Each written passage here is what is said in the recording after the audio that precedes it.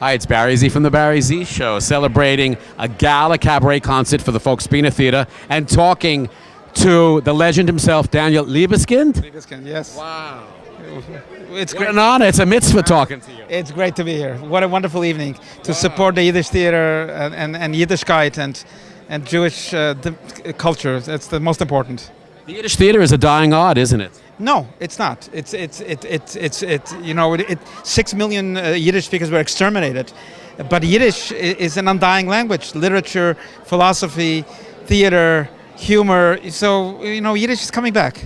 It is. It is. There's a revival, I think, and a renaissance of interest, even by non-Jews, in how important Yiddish is. The wealth of Yiddish literature, the wealth of thought and writing that existed for 1,000 years. What an amazing thing it is. The Yiddish theater gave birth to celebrities like Molly Pika. Vertelt der Wegen auf der Bogen heen, mit Wintersinn in Regen, fuhren Klezmer zwei. Ach Yiddish, oi ach Yiddish, sucht seinen See. Jedel müssen Fiedel, Ari müssen Bass, das Leben ist ein Lied, und der Wusch ist einen Kass. Hey, Jedel, Fiedel, Schmiedel, das Leben ist ein Spaß. Ida Kaminska in Warsaw, of course, won a great performance. Sit down. Who won a big prize, and here she is, from the Sunflower State herself, right? Why don't you take the medicine? Now, what Because it makes me sick. I'm going to get to Helene in just a moment, but during that great day that we had in Wichita, it started off with a parade in the morning. You told them about your back. We had open cars, I told them. 40 below zero, and I shivered a lot. They know of my sickness. They know. And there we had And Ruthie. I told them everything. And here's some of the cakes. So- I'd like to show you just some of the cakes. When are they going to help These cakes us? were made in, let's If they tell me, I'll tell you. With them, relief is not so immediate. That's part of the costume there, without the top on it. That's You want I should open a window for you? No. talking about cakes. But it also gave birth to great writers. Franz Kafka, the great writer, would never have existed without being a fan of the Yiddish theater. He went in Prague to the Yiddish theater, to Warsaw, actually, to the Yiddish theater all the time. So, the European culture, really, in its deep dimensions, would never be European culture without Yiddish theater. Thank God they still have, is it footprints or handprints or some kind of street prints or names of people in the Yiddish theater in front of the 2nd Avenue Deli, which is no longer the 2nd Avenue Deli, it's the Chase Bank.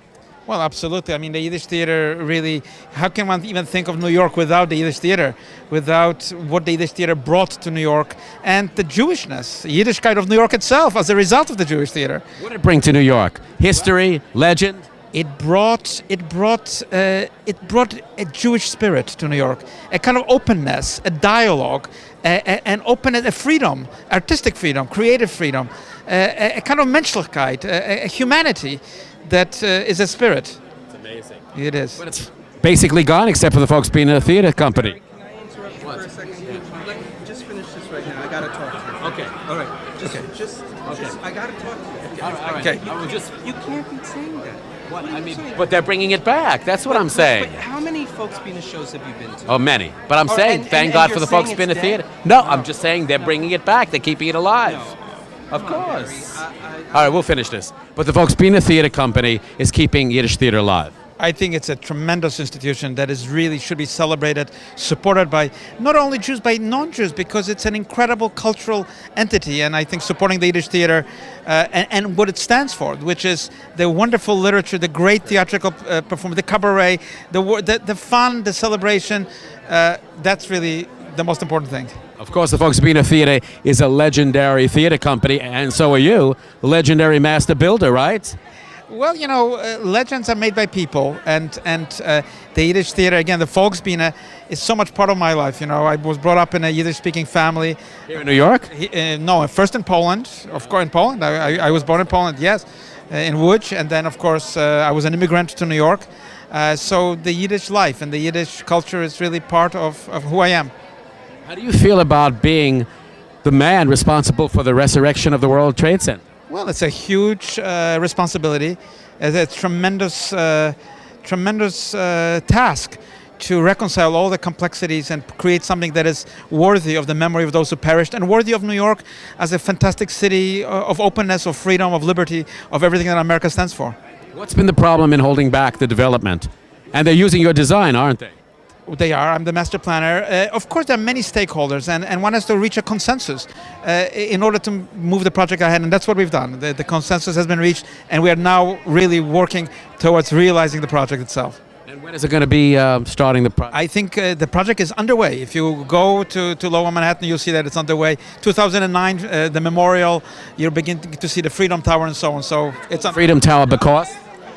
It was named by the governor, but Freedom Tower is 76 feet high. It stands for the Declaration of Independence. It's from the bedrock of the tragedy to the freedom of New York, and it's about America. This is what we need right now. Absolutely. To cover up that open wound.